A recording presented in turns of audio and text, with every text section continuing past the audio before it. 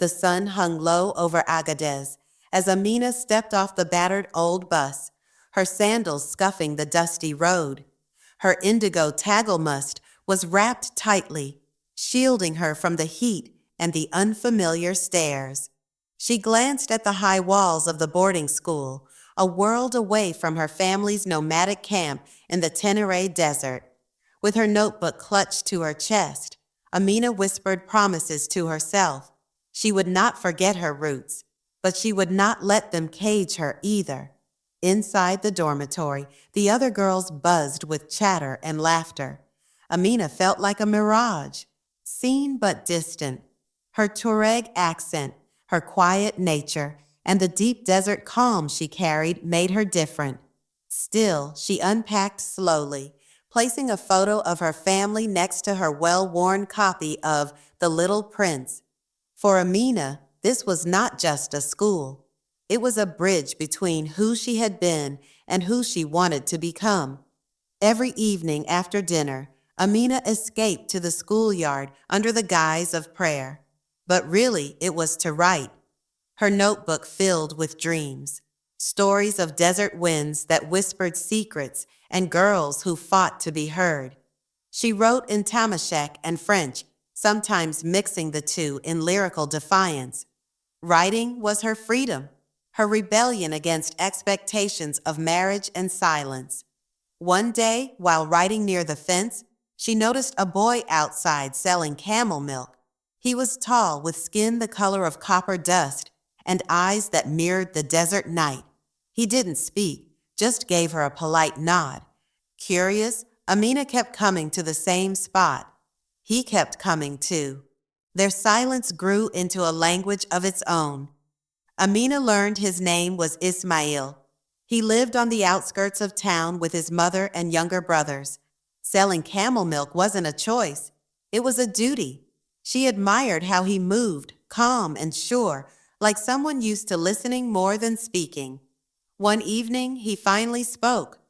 "Why do you always write?" he asked, handing her a wooden bowl of milk. "No one listens when I talk," she replied. Ismail smiled gently. "I'm listening now." They began to talk, not often, not loudly, but deeply. Amina shared her dream of becoming a writer.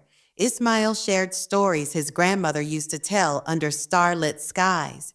Their worlds, though shaped by different struggles, began to merge in quiet understanding.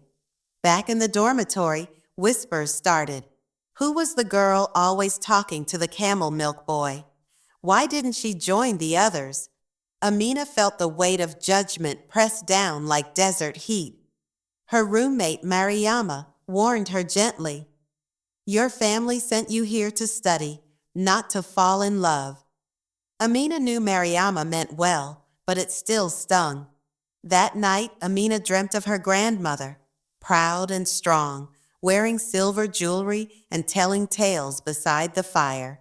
In the dream, her grandmother looked at her and said, "You carry the desert in your heart, but you must choose your own path." Amina woke with tears on her cheeks, more determined than ever to forge her future, even if it meant walking a lonely road. When the school announced a writing contest sponsored by a French NGO, Amina's heart soared. The prize was a trip to Niamey for a literary workshop. She began crafting a story about a desert girl who danced with shadows and rode dreams like camels. She poured herself into every line, her fears, her hopes, her longing for freedom. Ismail listened to every draft. He didn't always understand her metaphors, but he understood her heart. "You write like sand dunes move," he said once, "slow and beautiful, but powerful." Those words stayed with Amina as she submitted her story.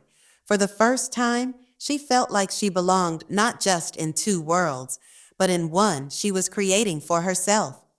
After Amina submitted her story, the atmosphere around her began to shift. Some students praised her, while others scoffed, calling her the desert poet. A few teachers raised eyebrows at her growing friendship with Ismail. One evening, the headmistress called her into the office. You are here on scholarship, Amina. Keep your focus. Writing is fine, but your culture and duties will still expect more of you. Outside, the wind howled through the palms. Amina left the office shaken, but not broken. She knew the truth. Her culture was not a prison, but it was being used like one. That night, she met Ismail behind the old mosque. "They want me to be smaller," she whispered. Ismail reached for her hand, not to pull her closer, but to anchor her. "Then write bigger," he said. A letter arrived from her father, brought by a trader passing through. It was brief. He had heard of her story submission and her time with a boy. "You are not like city girls. Remember who you are," he wrote. Amina read the words again and again. The disappointment between the lines cut deeper than any threat. For days, she avoided Ismail. She focused on her studies, but her notebook lay untouched beneath her mattress. Then, one evening, she sat beneath the acacia tree on the edge of campus and began writing again. This time, a letter to her father. She didn't ask for permission. She told him who she was, a Tuareg girl, a student, a writer, and someone who had found a kindred spirit in a boy who knew the desert too. The school assembly was unusually quiet as the headmistress stood with a sealed envelope in hand. "The winner of this year's writing contest is Amina Ag El Hajj," she announced. Applause erupted. Amina sat frozen for a moment before the girls around her tugged her up. Her heart raced as she walked to the front, remembering every moment that had led her here. Later that evening, Ismail was waiting outside the school gate.